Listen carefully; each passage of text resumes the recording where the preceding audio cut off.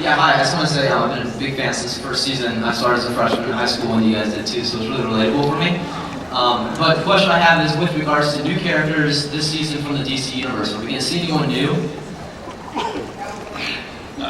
So we're seeing John Corbin. You're going to see Metallo for the first 2 episodes, and we'll see about more. And then we have a couple we can't announce because we're waiting to announce them when we cast them, but we will also be seeing the return of Toyman. You'll be seeing Roulette.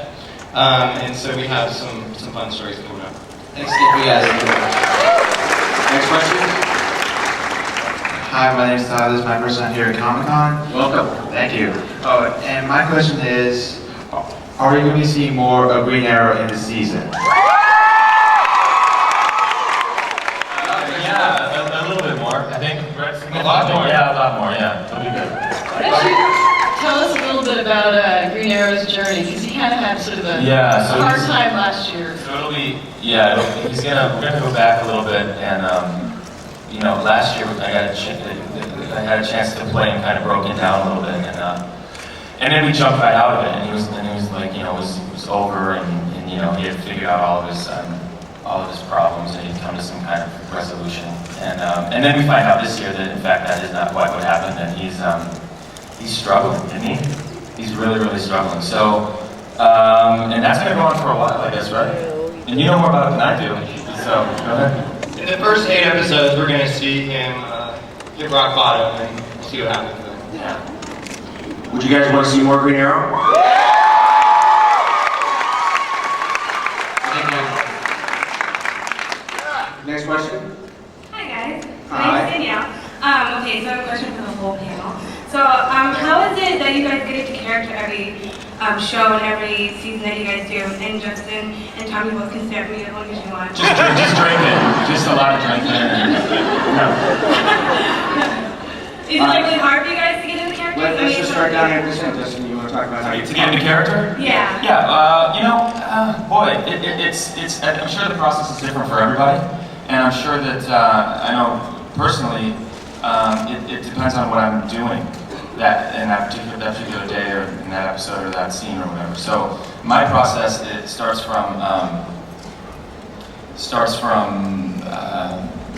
reading the script, obviously, and then I read the script for the story, and then I read the script for the character, and then I keep rereading it. But it really depends on what you're doing. I mean, if you're playing a superhero guy, or if you're doing, you could be, fighting, you could be a love scene. You never know. So for me, the process is always different. Erica? Same, different, whatever. He stole my answer, but I am not unlike Lois in the fact that my brain kind of goes, and my castmates have to be very, very patient with me to kind of get me to settle down. But depending on what I'm doing, is how I affect how I decently do a scene. But what I love is that we all kind of work together and try to find the truth of it and just be really, really open with each other and tell the story and take what the writers gave us and make something real. Tom? Good. Oh boy, I have to start at 5 o'clock in the morning. Well, I think for me, it's the question I had for Kelly is only half kidding, because we have a writing staff who's incredible, who not only as actors do we have to get in character on set, but they have to, even before we're around, get into the heads of those characters as well. And I think as great a job as they do, that only helps us do what we do on set.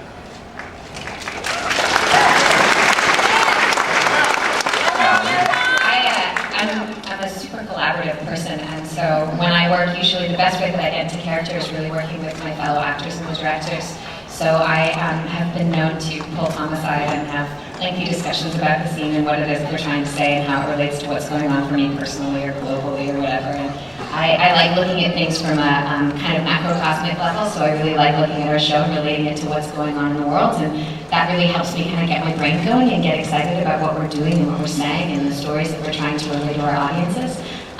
The character is I've been playing her for so long, so really it's just a matter of putting the words in my mouth and she's there. But I like to know that there's more to the show than just a story about a boy on a farm, and I utilize the people that I work with to kind of strengthen that and make it bigger. Tess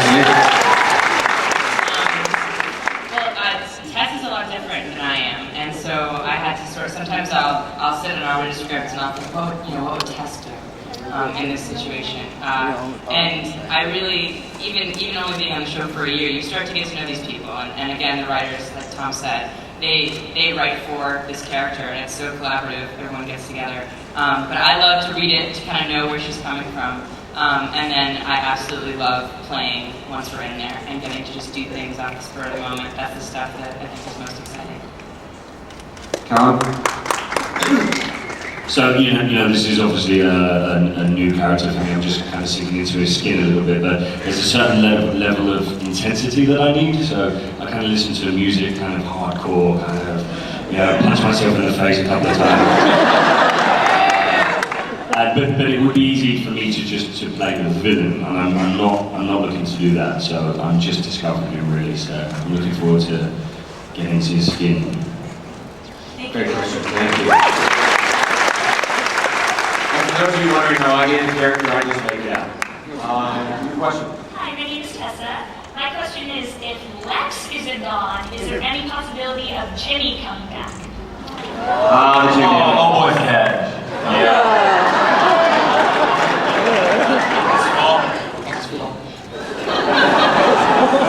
You want to keep it secret?